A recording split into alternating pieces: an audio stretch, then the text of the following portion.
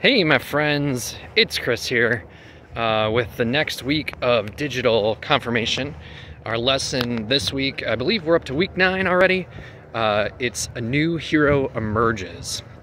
And I'm walking down here at Kaplan's. I'm actually down by Coalmire right now. And spent the day at OMS helping with the REACH program. So I'm getting out and getting some fresh air now. We're past Genesis, okay? We're in the next book of the Bible, Exodus, and we're gonna meet a new hero. That's the name of the lesson, right? And we're gonna meet this guy named Moses. And listen, friends, he is a big deal in the faith. In the Jewish tradition and in the Christian tradition, he's the guy of the Old Testament. He is the leader. But the thing of it is, there's a lot of missteps in his story, a lot of crooked parts, and we're going to talk more about that. So when we meet Moses as a baby, he's actually put in a basket. I'm watching this. Look at this, you guys. This goose, I can't tell if it means to be stuck in the ice or something, or if something's going on here. But anyway, so when we meet Moses, he's put into a basket and he gets floated down the Nile River. And through it all, and you'll read this, pull out your assignment from your binder, okay? You'll read this, I'm just giving you a quick summary. Ends up basically being adopted by Pharaoh, right? So he sort of becomes his son, and ends up in this weird dynamic. We fast forward a little bit, you keep reading, and Moses ends up killing a guy. And then he's on the run. So he's got to get out of town. So he's not great. He's not a great person. We're not going to try to justify that stuff. So I just want you to know there's these crooked parts of his story. It's messy.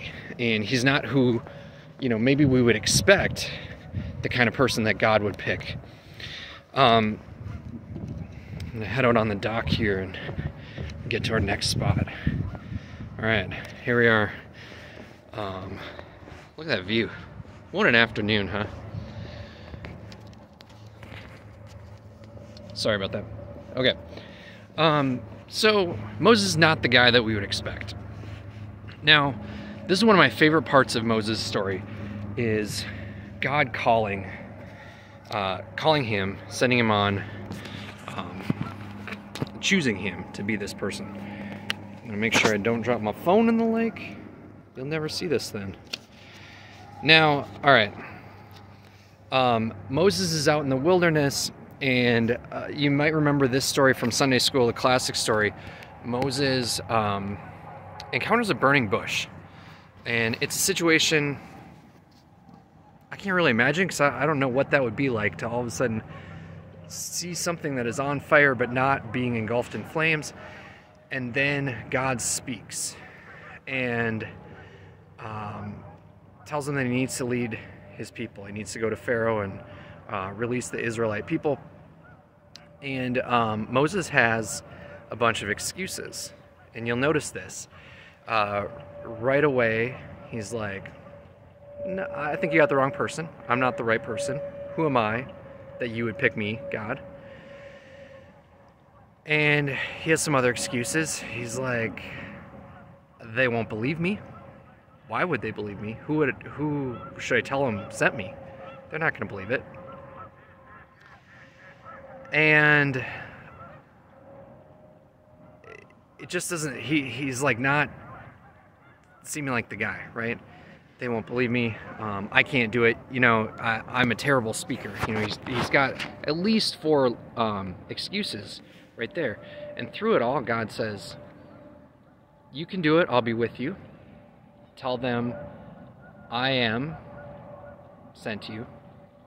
I am who I am. And that's the Lord saying, they'll know. This isn't just some made up phony baloney. I am who I am. If you need to convince them, throw your staff on the ground. It will change into a snake. that will show them my power through you. And lastly, he tells Moses, it's okay, I'll be with you. And friends, I think about this often because I think there are times in our lives, maybe even every day, where God is calling us, asking us to do something. And it might be an easy thing or small thing, it might be a hard thing or big thing, but God has some plans for us. And I don't know about you, but it's all too easy for me to start making excuses to God. And it's the same excuses that Moses used thousands of years ago. I think you got the wrong person, God. I think she should do it, or he should do it, or they're better suited for this job. It shouldn't be me, God. And I'll say things like, they're not going to believe me. Who sent me? And I can't do it. I'm not good enough. We all do this, I think. I think we all make these excuses to God. And what's really important, friends, I guess what I'm getting at is that the same responses that God had for Moses, God has for you and for me. As soon as we make those excuses, God reminds us in small ways and sometimes in really powerful, direct ways that we are the person for the job. God goes with us. We can do it. God will be there. So, what I want you to do, I want you to take a pause. I don't have my, sorry, that's just marker, if you thought my hand was bleeding. I don't have my pause button or anything with me today. But I want you to pause and I want you to go look up from the movie Finding Nemo. In YouTube, you type in Finding Nemo whale scene, full whale scene. If you'd rather just pull out your Disney Plus subscription or a Blu-ray, DVD, it's the part of the movie, it's a little over an hour, 1 hour and 3 minutes. They just have gotten off the back of the sea turtle's crush, and they get swallowed by the whale. And that's Marlin and Dory get swallowed by the whale. 1 hour, 3 minutes. Watch that until about an hour and 13 minutes. So it's about 10 minutes, but you're going to get a little break in there with the dirty aquarium part of the scene. You can skip that stuff unless you want to watch it. But go watch that. Come back in a second. Okay, so pause. I can't even do a timeout. I'm holding my phone so it doesn't fall in. Okay, pause. Play. Action. All right, so if you watch that clip, and Marlin, the dad, is panicked, right? Because he doesn't think they should trust the whale. He doesn't trust that Dory knows how to speak whale, and then they end up inside the whale. He doesn't trust that what the whale's telling of them to move back and let go, to trust the voice. And he says this really profound thing where he's like, how do you know, Dory, that something bad isn't going to happen? And she says, I don't know. And they trust, they follow that voice that they're unsure of, but they follow it, and they end up out the blowhole and in Sydney, right?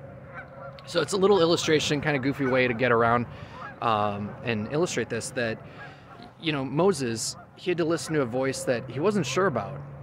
It seemed strange to him. He was uncertain. And that happens to us too, trying to listen to God's voice in our lives.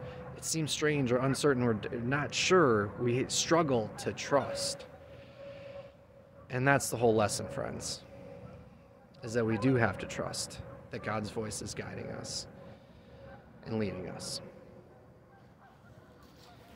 So, I want to leave you with that, and in a brief thought about wilderness times, because as we go from here, we learn that Moses does in fact free the people, the Israelite people, from slavery. And he leads them, and he leads them for a really, really long time. And some of it is because they're lost in the wilderness, and they wind their way around. Next week we're going to be talking about 10 Commandments, but this idea of wilderness isn't just like this. It's not just the outdoors, the wild, but it can be the times of uncertainty or the times of struggle that we have. And that could be spiritual struggle, emotional struggle, physical struggle. There's those times that are uncertain. And so I want you to think about that. Maybe for you it's a death of a loved one, or divorce in your family, or a job change. It's a time that makes you feel uncertain. You're just not sure, where is God in this? And the assurance, just like Moses, is that God is there. Friends, if you go look up, if you open your Bible and open up to Romans, it's in the New Testament, Romans chapter 8, verse 28, we learn there that it says, all things work together for good for those who love God. So a reminder that even when we struggle, God does not cause that struggle, but God is there, and God is working for you, for the good of you. When those wilderness things happen, and the struggles happen, the uncertainty happens, the people who surround you, your friends who say, are you okay? Do you need to talk? Or if you don't want to talk about it, do you want to just go hang out for a while? Do you want to watch a movie? People surround you, and God works to guide us out of the wilderness. Take care. God bless. I'll see you next week. Be safe. Get outside and enjoy this weather while we can. Bye.